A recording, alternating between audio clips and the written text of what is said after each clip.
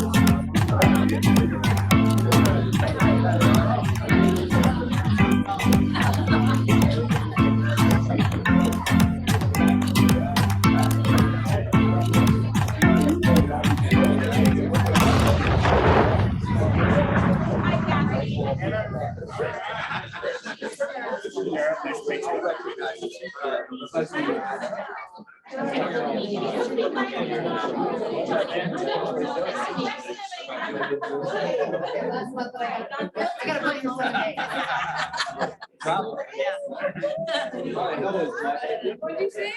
I was like, are you gonna book? I'm gonna book it now before they realize that 20,000 agents are coming, so. All right. So let's start off by doing our mission moment. So well, I guess every week you want to explain what is the stethoscope? Yeah. So every week we recognize an agent that has went above and beyond in the market center, whether it be through a transaction or with another agent here. It used to be Speedy, which was our traveling turtle. So at our old office, we had the wonderful turtles that we inherited from Battlefield. And now it's called the Steffes Award in honor of our good friend Ron Steffes, who was an investor and the founding member of KW here in Springfield. So we have this Army van in honor of Ron. Okay. And last week was Tawny. And I believe Shanna has the winner of the trophy. I do have the winner this week. All right, so this winner, and I couldn't second this any harder than I'm going to do right now. I nominate Rachel. I nominate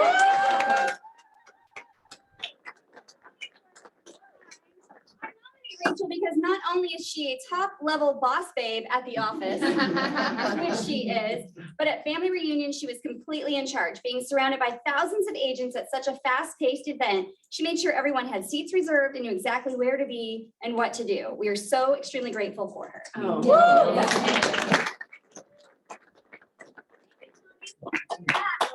That's why you wouldn't give it to me to put on the slide. Got it. Should we all text you now? Yes, everybody pull up her phone. She did at family reunion, man. She was on it. For those of, was anyone in here at family reunion? She's always like that. Last year, she's like that. It was like everybody's mom. I normally get coined that too. The mom of the group. Awesome. Thank you for. Oh, thank you. All right, broker moment. I don't have anything. Everybody's doing great. I haven't had any phone calls. In the last. Congratulations, everyone in this room. That means they paid their board dues and they renewed. Yay. You're good then? Okay, cool. How about this, broker? Do we have anything to say about this? You know, No? yes, we do. We refer to it as a TCPA, but I mean, really the deal is just don't make contact with people that are on the do not call list, or email them or text them, I would suggest. But here's the deal. I mean, really is, if you do call somebody, they say, hey, I'm on the do not call list, apologize, be kind, say that, I had no idea. I'm going to make sure I remove you from every contacts on my phone, email, CRM, door knocking, whatever. I mean, just get them off there, because it is potentially a really financial windfall for the attorneys. So to summarize what Jim said, don't call people you're not supposed to call. Vendor guide. We have some vendors in the room. If you want to stand up and introduce yourself and tell us what you're with. Who wants to go first? Yep, go ahead. My name is Mark Fry. I'm a field supervisor with Advanced Restorations. We do roofs, gutters, fascia soffit and siding. We've done a lot of work with some agents here. Blake and Andrew kind of got us involved, done some work with Jason. I have business cards. We will come out and do an inspection free of charge. If there's somebody that says a roof needs to be replaced and it doesn't, we will generate a memorandum, let you know that the roof is in good condition. We also will do a punch list. So if you have a roof that has a punch list and it's a 9 pitch or less, we'll come out and do it for free. If it's a 10 pitch or higher and it's got quite a bit of work, we'll just charge you $250 for liability purposes because it's pretty dangerous. We typically come out in about 24 to 48 hours. We're really great with working with insurance companies. We do offer veterans discounts for veterans who have to pay out of pocket. We also offer financing. So if you need something like that, just let me know. We're locally owned. The two gentlemen that own the company have been in business for about 15 years. And we have roofers that belong to us. We don't contract the work out. They're actual roofers and not laborers. So again, my name is Mark Fry with Advanced Restorations, and I appreciate you guys letting me sit in on your meeting. Thank you. Compare Home Insurance Agency. We always appreciate every opportunity to help your buyers figure out their home insurance options. Thank you. Guys, Jess Bowman, Bowman Insurance Group. We're a husband and wife team, and we can help you and your clients with homeowners. We also do a lot of business insurance. We do a lot of investment property insurance as well. We have a lot of different carriers for that, multifamily apartments, things like that. So if you guys have any insurance questions, just reach out to us, Bowman Insurance Group. Amy Hunsaker Williams, the Collective Home Staging. I am teaching a class here in the Market Center this Thursday at 11, right here in the training center. My portion is going to be about 15 minutes, so definitely pop down and learn everything that you could ever know about staging in 15 minutes. And then we'll have however long we need for questions and answer. Cool. Ricky guy online, and that's the only one I see today. I wonder where Patty is. She's not here. So, okay. Training calendar. Rachel, what do we need to know about the training calendar? Upcoming training. So the big things are this week, obviously we have Amy's event, and then Jason is hosting a commercial agent mastermind on Friday. Jason, what is that mastermind going to entail? So has anyone in here ever wanted to do a commercial deal or has done one? Had something come across and someone's asked you a question and you just didn't know how to answer it? So that's what this is intended to do, is help to answer some of these questions.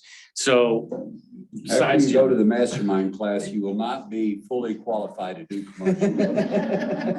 the intention is to give you a little bit of knowledge to how to have the conversations. And then who are the people that we can go to for resources? So, yeah, like Jim said, because in all honesty, if you're not the expert in the field, does your E&O insurance cover it? No. Maybe, maybe not. Don't know. You don't want to chance it at that, That's at right. that price point. So, so we're gonna bring a couple of commercial agents up. We're just gonna talk to them, ask them some questions. So if you have had these commercial deals come across your desk, maybe you have questions, you don't know how to answer them or how to refer them, come to the class. That's what we're gonna talk about.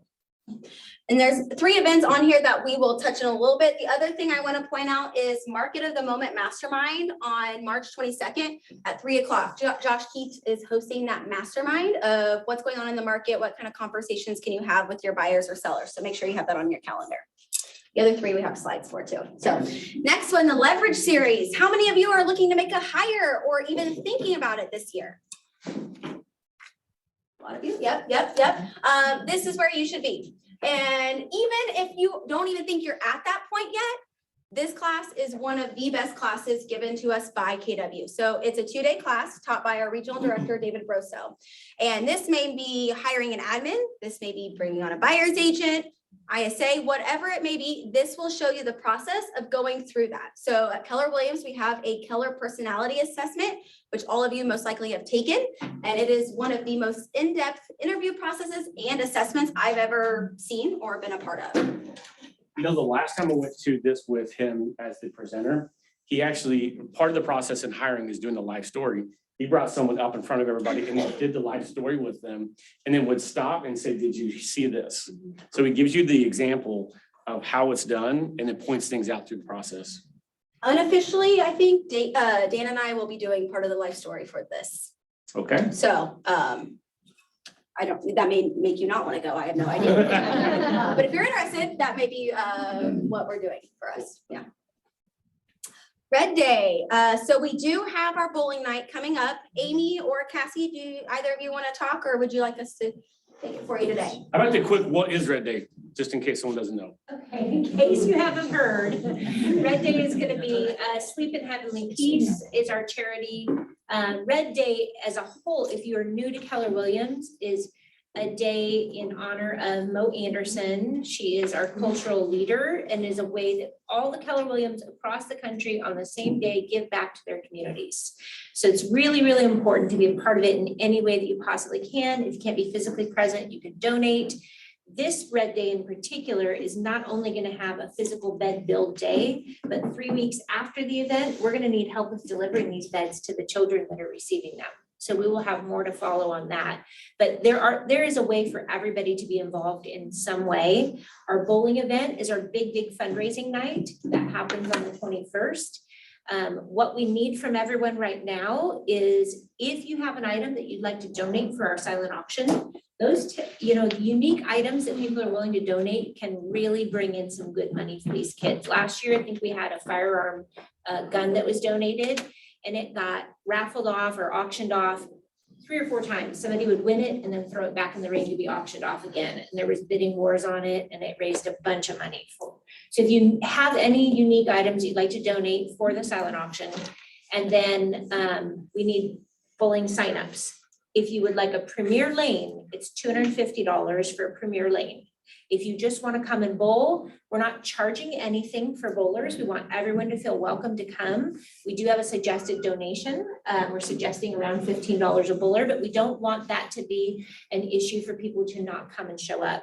If you don't feel like bowling, you can help by being one of the people that is going to wait tables for the premier lanes. We're going to run food back and forth.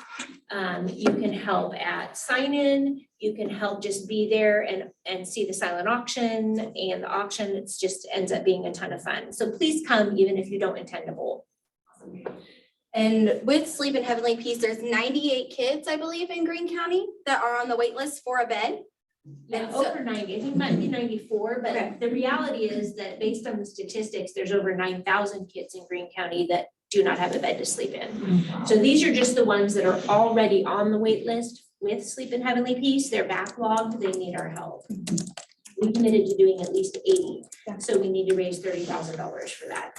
And part of that 30,000, 20 of it is going to the build of the bed, 10 of it is, our goal is to buy materials or tools that they can use not only for our Red Day event, but for future events that they use for Sleep in Heavenly Peace as well. Did you have a question? So I talked to Justin. He reached out to us at Advanced. We're gonna get a lane for $250. We're also gonna donate $1,000, and then some folks that are in our company do competitive shooting. So we have a certificate for a Glock pistol that we're gonna donate to the cause as well.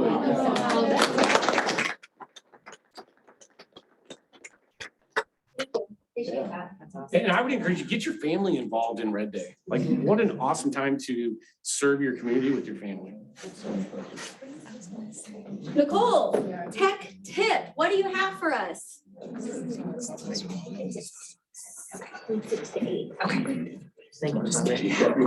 Bueller, Nicole? Voice from above.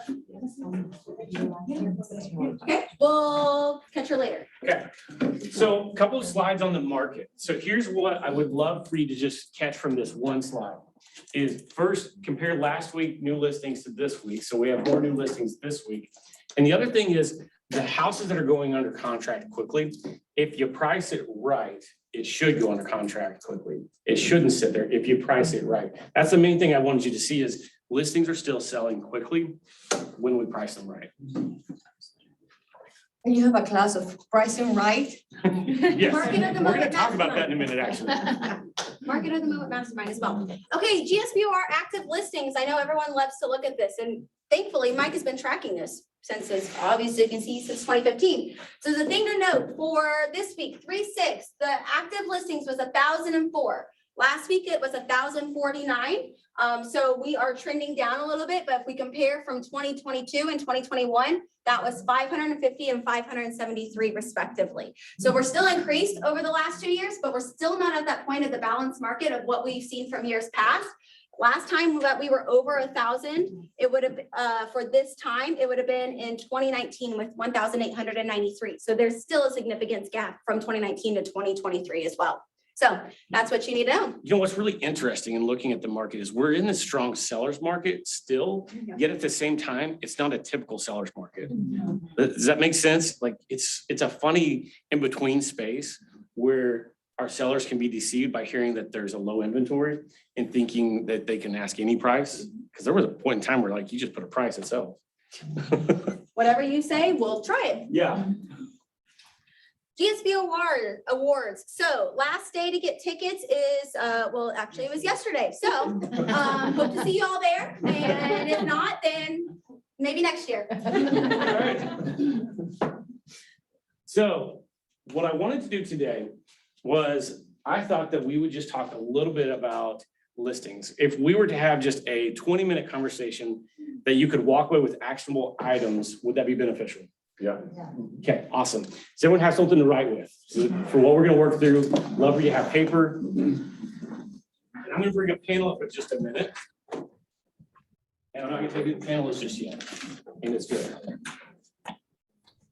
So one of the conversations I've been having with my MAP clients is all around what's called a gap analysis. And so we go through like, what is our goal for the year? Things like that. So here's what I'm gonna do like a quick shortened version of it. So on a piece of paper, write down what's your goal this year. And do you have any pens back there? My goal is to get a pin. There's one. I can help you with that goal. There's one behind you, Jason. I have a couple of blank pieces of paper. Does anybody need one? No? Thanks, brother. So what's your goal this year? How many units do you want to close and why is that important to you? Like what's important to you about this goal? So what's your goal? What's your goal and what's important to you about this goal? Now, to do an actual gap analysis, it's a little bit more detailed. I just want to give you the really short version of this, okay? So we know what our goal is. We know like, why is this important to us to hit this goal? Has anyone in here ever ran a marathon or 5K? Anybody? Couple people. Okay, have you guys ever, like went to, like you get like a half mile or mile in and you look at your pace and you're like, here's what my pace is. I really would like to do it in this time frame. Yeah, here's my pace. Has anyone ever experienced that? Okay, and then at that moment, you can make a different decision. You can make the decision you're happy with the pace. You can make the decision that you're not happy with pace and do something to change that, right? Either way, it's okay. You empowered yourself to put yourself in a position to make a decision, right? That's what the gap analysis does. It gives us the ability to look to see what's our pace. And then are we happy with our pace or do we need to change something? And so something could have happened in the environment, by the way, that affected the pace that we needed to run. Maybe the wind picked up, maybe I ran a 5K one time up in Bolivar in February, and it was like snowing and sleeting, it was horrible. And like I had been practicing running up to this, and then I get there the day of and the weather had changed. And all of a sudden it wasn't as easy for me to keep that pace up. So sometimes the environment can change it. So what I would like for you to do, write down how many do you have closed? Year to date, how many do you have closed? And then how many do you have under contract?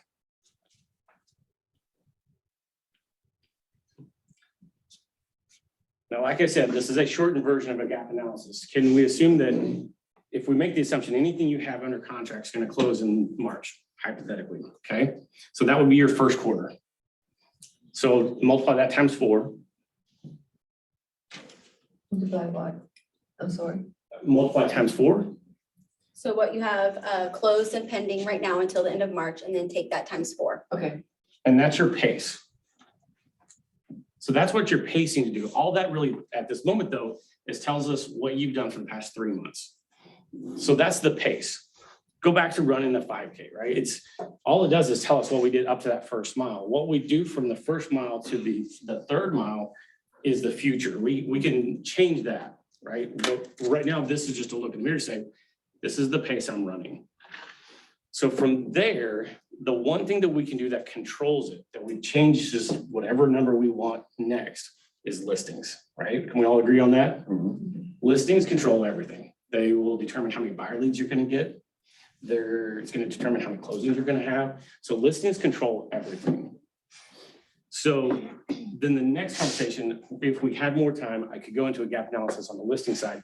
Yeah, just know the next conversation has to be around how many listings do I need to take? And so write down on a piece of paper, how many listings over the next 30 days do you believe you need to take to get you to where you want to be? Actually get signed, doesn't necessarily have to be on the market, just signed. What's that number look like for you? And a good one-on-one way is, let's just say you say, I need 5 more contracts. Well, maybe that's 5 more listings. That's an easy way to do that. So write that down. So now we should have a good idea of what we need to do next. Now, would it be beneficial if we heard from a couple of people that are top of our industry and how they're getting listings? Yes. All right. Claire, would you like to come up? And we've got Blake Cook and Shanna. Is there any slides that you want to advance, or else I'll take it off so everyone can see?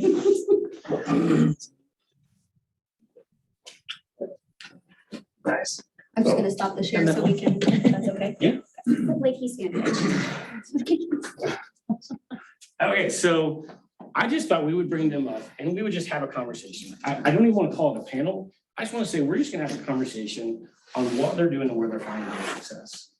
So if we could just quickly, just in case anyone doesn't know who you are, still start over here, who you are, what your role may be, you know, if you have any production numbers you want to share, that we should know. Sure. Shanna Blummel, productivity coach for our market center.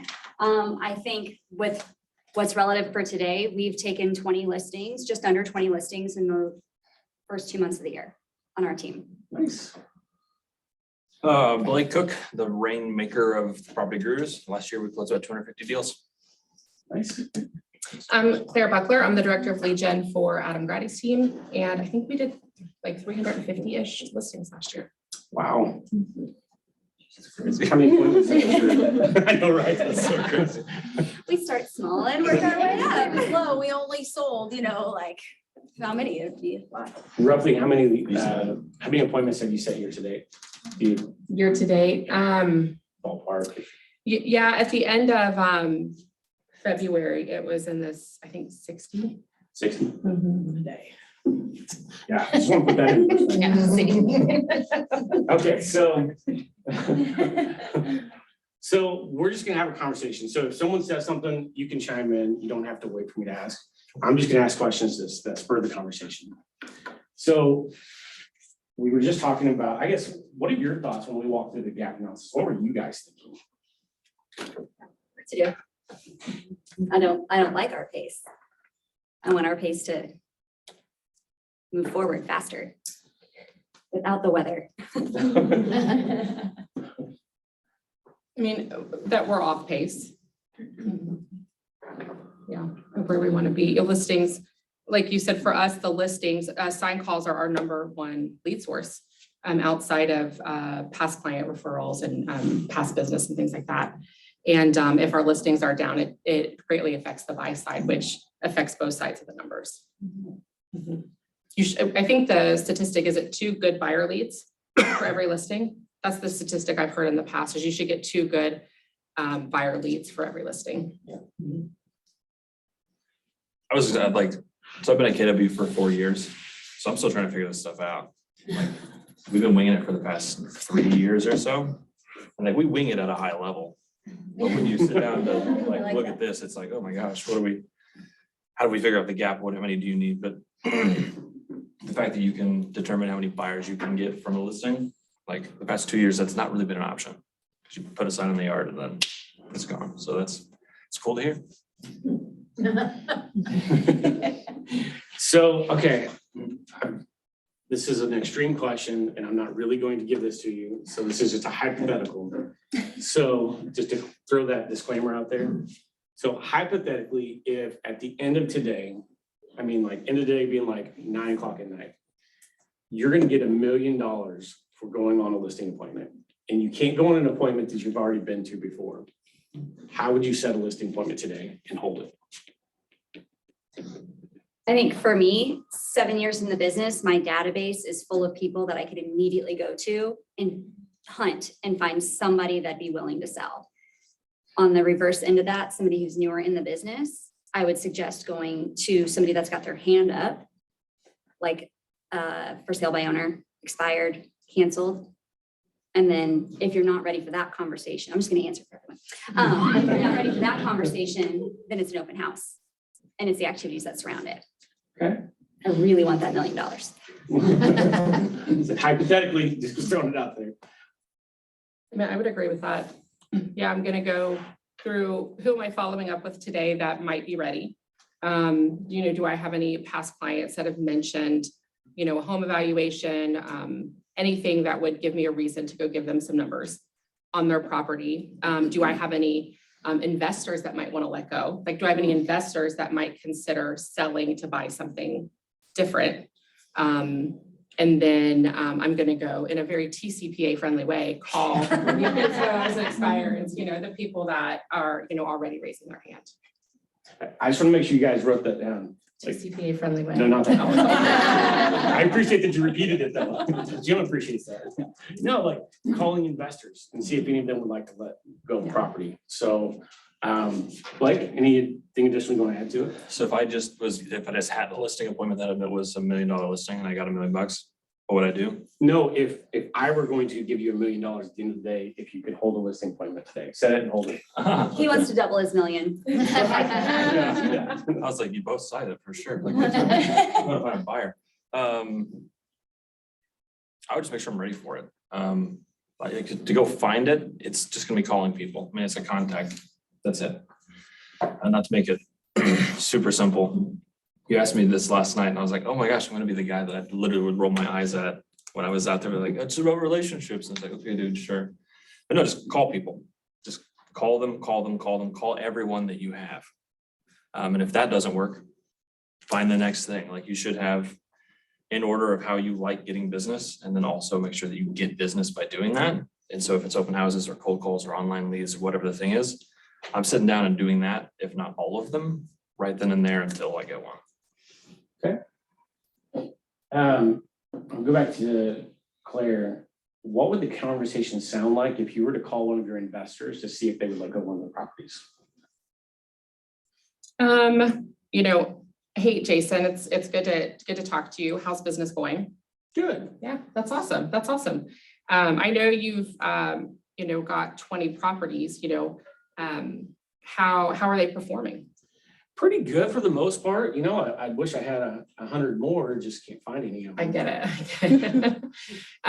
it. We actually are working, and we've got a lot of, appointments and listings coming in. We're connecting with a lot of other investors like you. Do you have any that aren't performing well that you would consider selling to buy something different? Is there a different market that you're hoping to get into?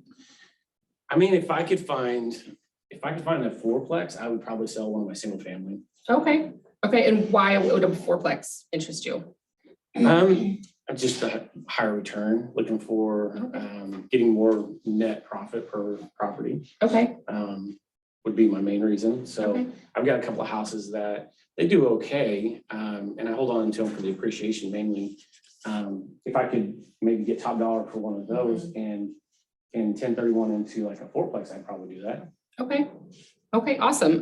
Do you have any, are you interested in getting numbers on those other properties so you know how much cash you'd have to work with?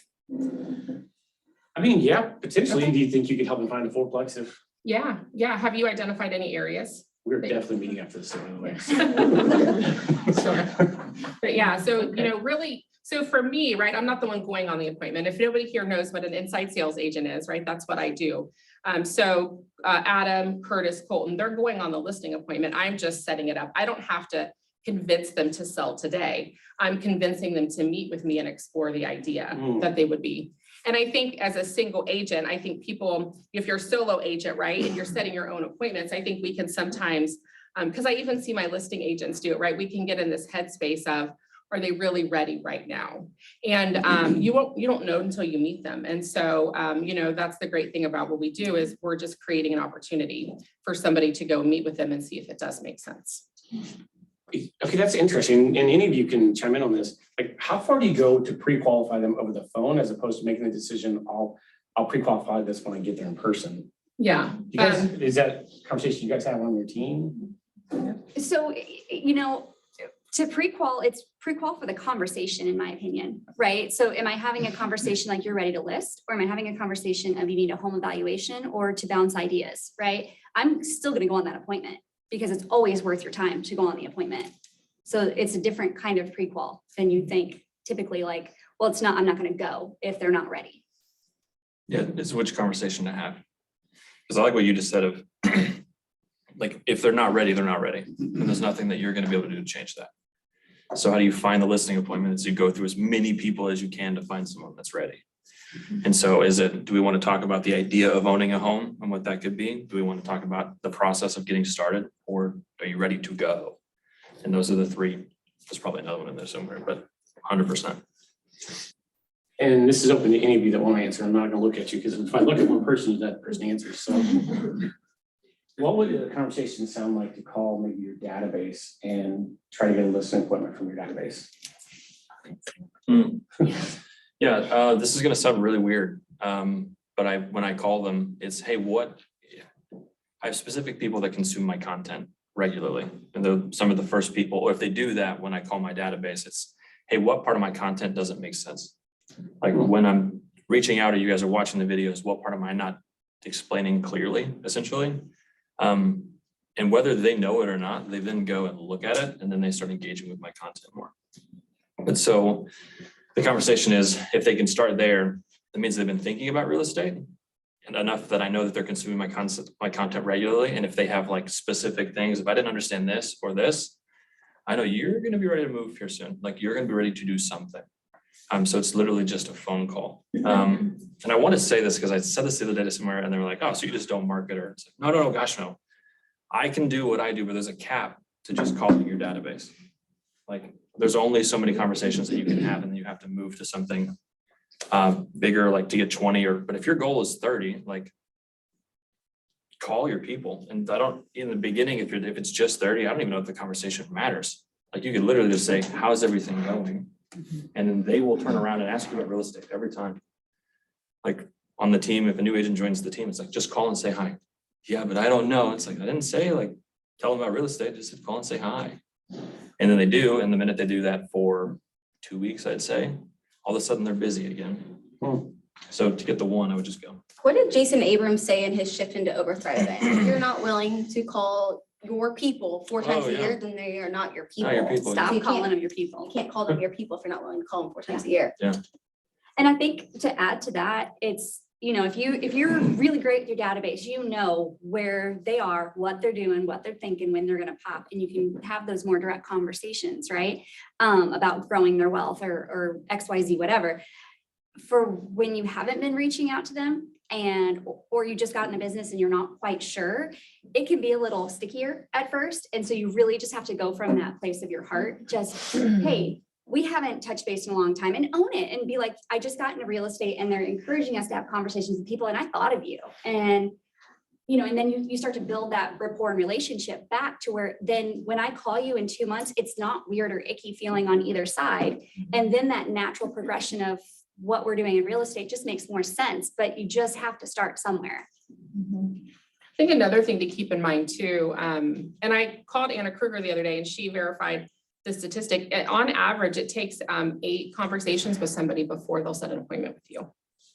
So you got to start the conversations because you've got to get through those initial, you know, you'll get some people that'll, you know, set an appointment right away. But in general, on average, it's 8 conversations to set an appointment. In general, across all sources? Yeah. That's interesting. Yeah. Yeah. So if, you know, you got to start getting those conversations in order to start, you know, whittling that down that 8 number. So. How do you three build rapport when you're calling people, and whether it be your database or expired for somebody owner, like it doesn't matter who, like how do you build rapport?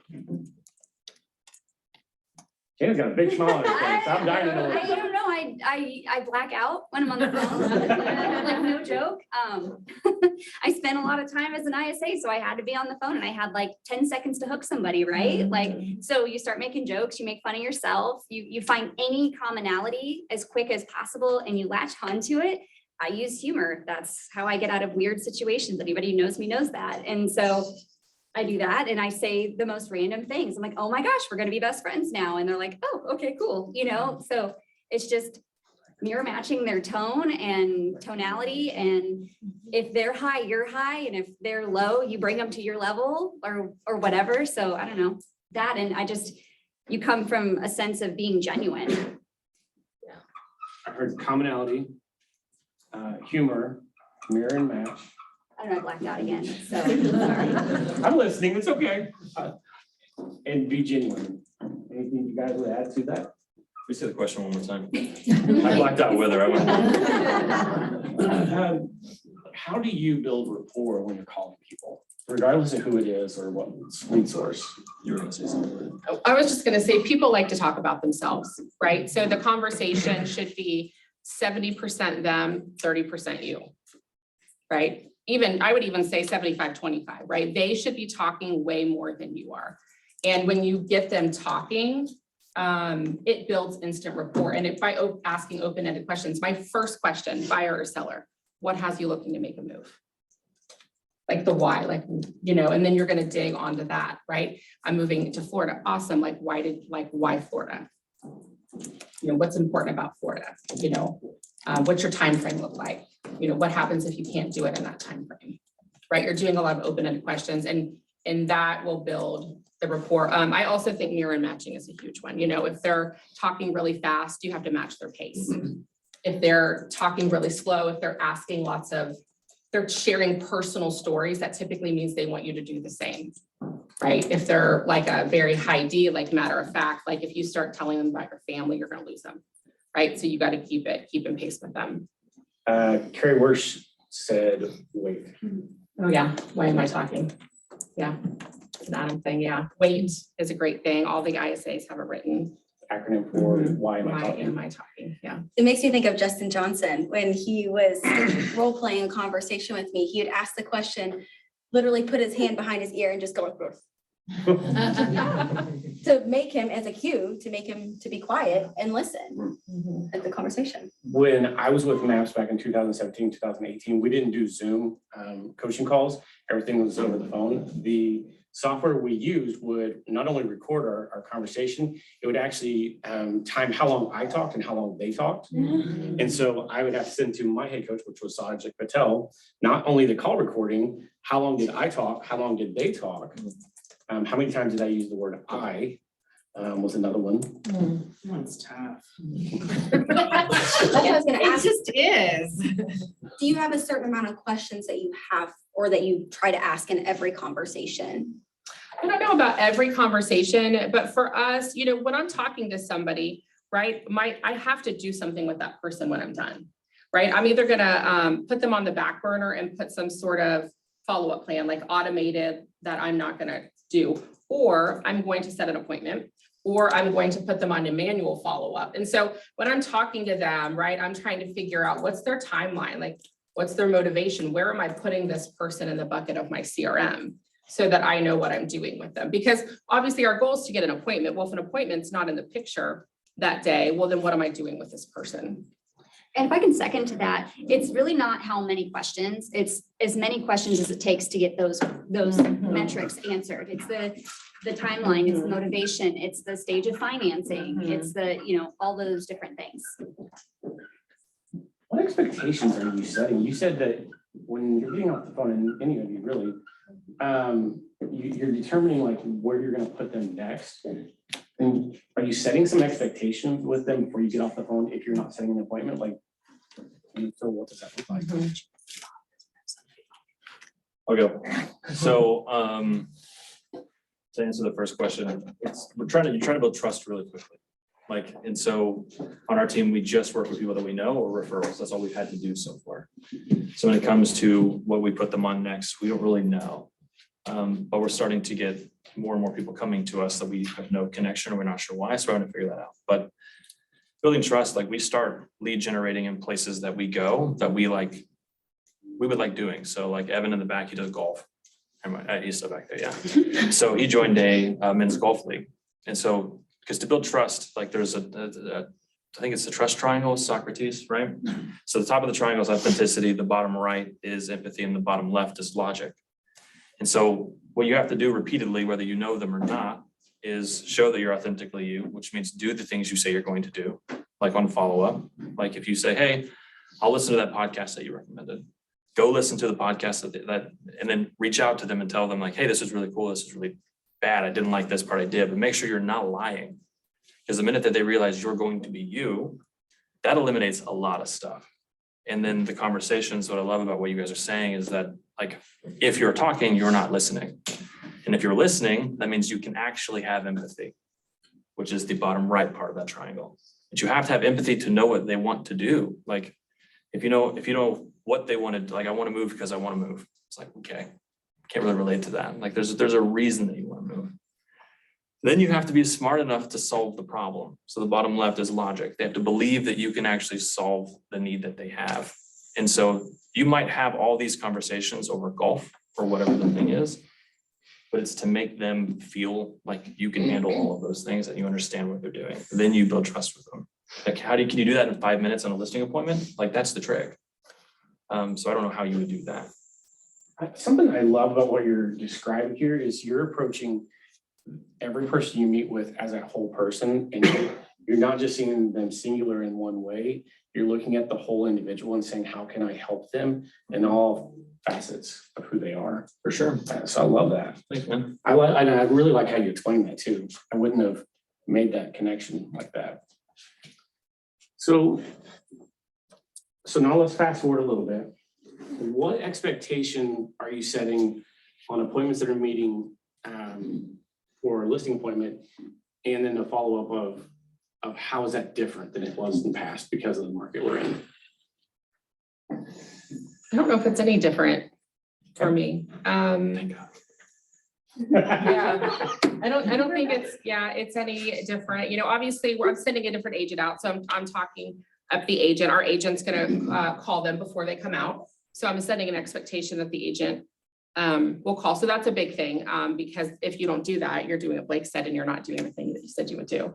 Right. So that helps keep our agents, you know, making the call. And then we're like, hey, we're going to walk through the house. We're going to bring comps. So basically, we're going to show you data from the neighborhood, and we're going to walk you through a marketing plan. And for me, I'm setting the expectation we're going to have paperwork there.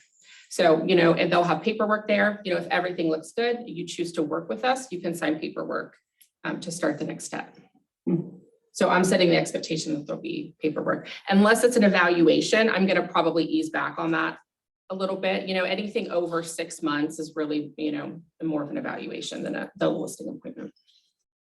And I think the other side of that too is do what you say you're gonna do, and then the surprise and delight, do more, show up not on time, but early, you know, and it's the little things that make a big difference for people. Hold on.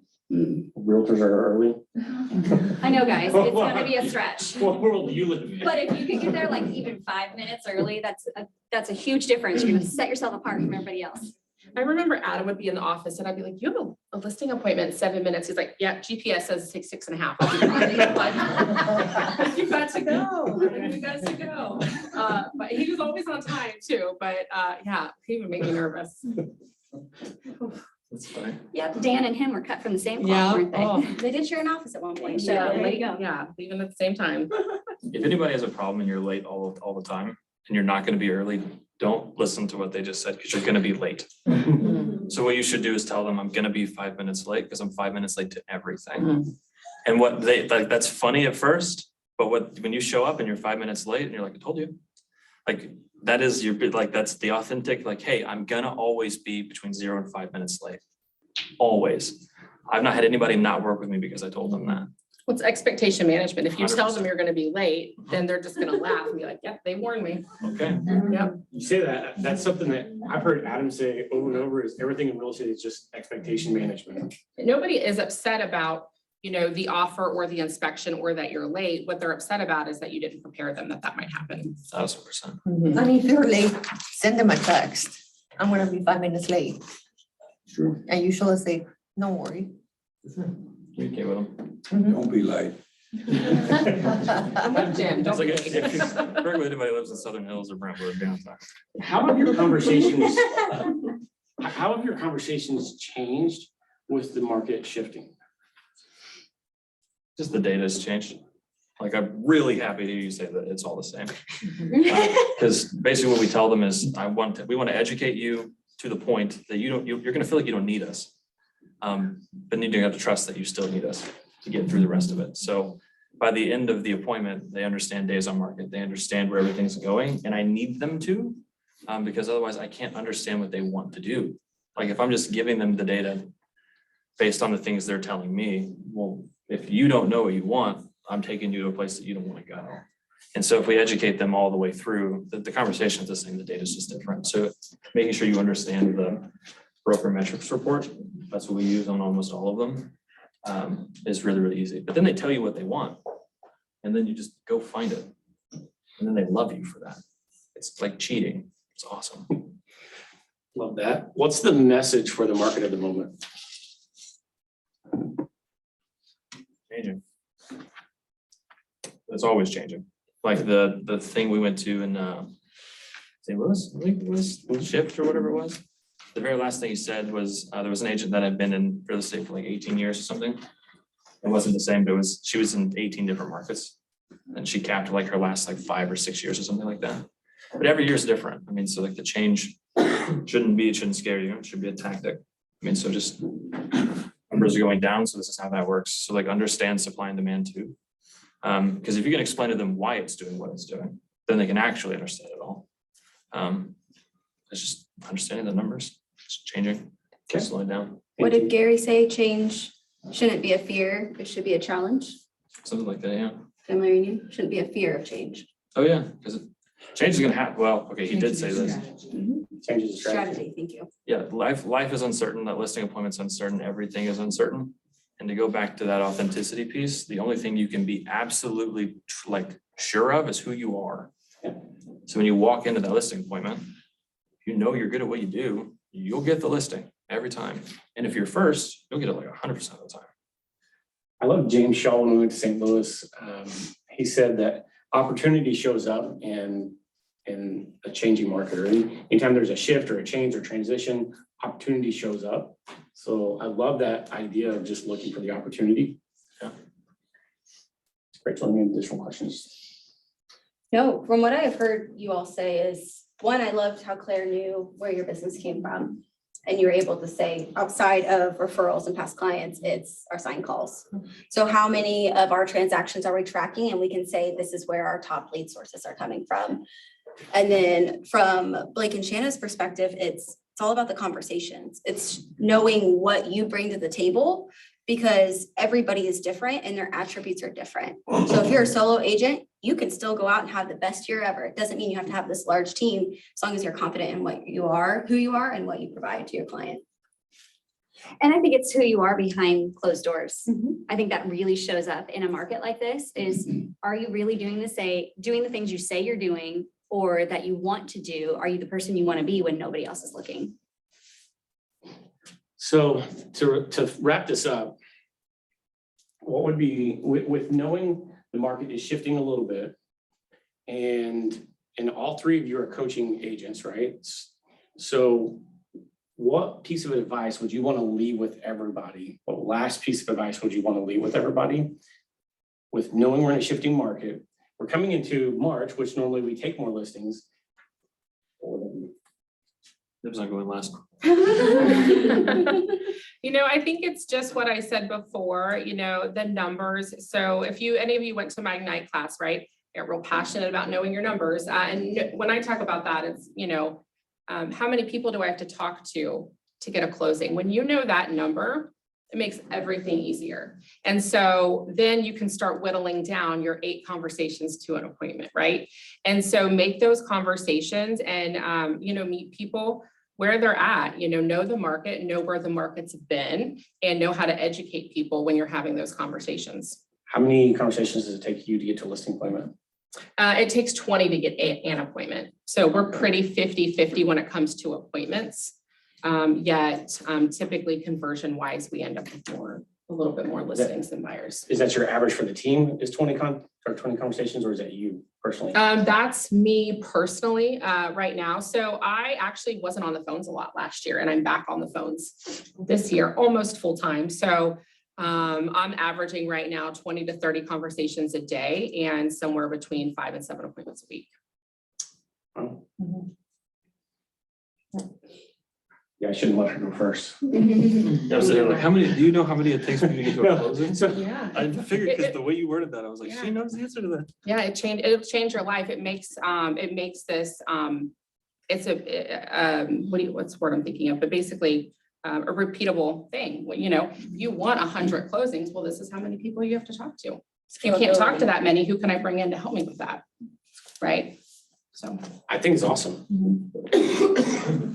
What else do you say to that? I mean, Yeah, what was the question? It's just, when you talk to your coaching clients, how do you encourage them? What do you tell them? do the activity, right? Like, I make you cry, yeah, every now and That's then. part of it. That's why there's tissues in there, but do the activities. Don't sit around waiting for it to come to you, because it's not gonna happen. And you gotta show up every day, and don't get out of the business and go give somebody else 8 hours a day. Why don't you give yourself those 8 hours and do the thing that gets you the business? And until you know the number, you're gonna have to do it more. And I think in my last class, I talked about the different results. You get your blind luck, which we've all been there, right? I just showed up, oh, look, I got an appointment. You get your activity based, meaning I'm gonna make 100 calls and somebody's gonna do something because just the repetition. And then your skill based, which is where we're all trying to get to, right? The better conversations we have, we get there faster. Being skill based is also part of knowing your numbers. And the result or reputation based, that's your repeat referral business, where it starts to naturally come back to you. So that's what I say. Love it. Blake? Bring us Chip's home. on going last. I would say know what you're willing to sacrifice to get where you want to go. Because this is how you get there, which is really, really smart, and it makes it so much easier. But if you don't know, am I willing to miss 3 dinners a week to make sure I hit my goal? And like personal things, you're like a sacrifice, not things that you're gonna miss out on. Like there's a huge difference in those things. Like what are you willing to sacrifice time for to make sure you hit this goal? That'll tell you how many houses you need to sell. And like, make sure that that's the thing. And then just be willing to commit to it, or know when you should leave. But make sure it's okay, I'll give myself 6 hours a day, or I will give somebody else 8. So to go back to how we started all of this, and we said what our goal is and why that is important to us. Yeah. So, and if that's not strong enough, maybe we either need to readjust our goal or find something that we're more passionate about. Yeah, don't judge your guys' goals. Make sure they work out, like the numbers work. Otherwise, don't judge it, just do it. Like if you spend a lot of time judging what you're trying to do, like you're not gonna do anything. Then you're gonna give somebody else 8 hours a day because you didn't spend your money right.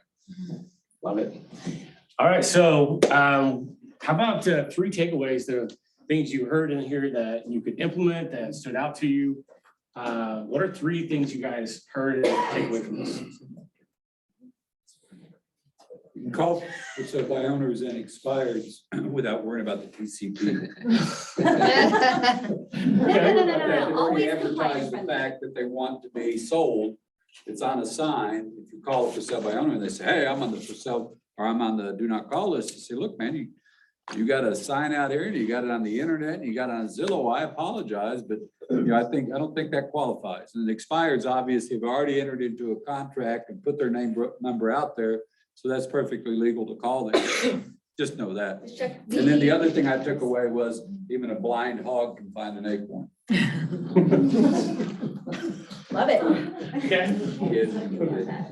Justin. I think for new agents, it's great to remember that because the burnout rate's so high, it's great to remember that you've got 8 hours that you can put toward yourself or give to somebody else if you fail in real estate. Then you get to pick which one you want to do. It's choose your heart, right? Choose your heart. Mark? So I'm not in real estate, of course, but sales is sales. The 8-hour concept is great. But really what I do, and I used to do insurance before I started doing sales and roofing, is one more email, one more phone call, one more door knocking, one more hour. And if you do that, somebody else is not going to do it. And then your one more hour turns into 2 more hours and 2 more emails and 2 more door knockings. And then before you know it, your pipeline is so full that those sales from, if I knock 100 doors, I'm gonna get 20 leads. That's gonna lead to 5 inspections. It's gonna lead to 3 contracts. So if I do 200 doors, now I've got 6 contracts. So really what it boils down to is just one more. The other thing too that we like to do is we like to play the no game. So how many no's can we get? Can I get more no's than you? Well, eventually I'm gonna have more yeses than you. So that's something that we do. About that. We have a great podcast you should listen to. Ed Milet, Yeah, power one more. Power One More. That's right. Love it. I kind of wanted to add something. You're talking about building rapport with people. I remember I took a class, like when I joined KW in 2015, they talked about the acronym FORWARD: family, occupation, recreation, and dreams. I mean, everybody in family, they want to talk about their wife, husband, kids, occupation, what they do. Everybody loves complaining about what they do. I hate my job. That's 80% of people. You know, or recreation, what they like to do, or like what they work dreams, where they see themselves in the future. But it's just always easy to build that rapport when you think about that. Just ask them, you know, what do you do for a living? Or, you know, how many kids do you have? And you can just build a rapport. Well, I do this, or I've got kids. And so it's always something to think about. That's true. Thank you for that. Last one over here. We had one more. Jess, did you have your hand up? I was just gonna say, it's pretty much common sense, I think, in any business, is the more people you talk to, the more business you're gonna get. I mean, that is not just real estate related, it's pretty much anyone. So just talk to and meet more people and more business will come from it. So, I mean, that's what I took away, and I would think that's pretty much common sense. We have the shirt, real estate is a contact sport. And it's how many contacts can you make? Got it. Got 2 of them. Oh, love it. That's one of the best. If the reason you're not talking to people is because you don't feel like you know enough, there's too many people in this building that can teach you it very quickly for that to be an excuse not to get where you want to go. So like, show up here, knock on their door, come find me, Shanna, whoever is in here. Because selling 20 to 25 homes, that shouldn't be as hard, like, what was it, 10 agents, 6 to 10 deals is what they closed last year? Like, that's way too low. So just, if that's the thing not making you go, please check in, because we want to help that for sure. All right, anything else? Oh, All right. phenomenal conversation. Yeah, let's give them a round of applause for. Simmons commented and said, is Ed Milet talking? For those of you that may have seen, there is an official video out on the Keller Williams YouTube channel that is the approved video for the Ed Milet keynote speech of The Power of One More. So that is out, and make sure you go see it. If you haven't seen it, grab the tissues because it truly is a life-changing keynote. So you'd like it more. Yeah, for sure. All right. Okay. Thank you, guys. Yeah, bye, guys. Thank you. I know, right?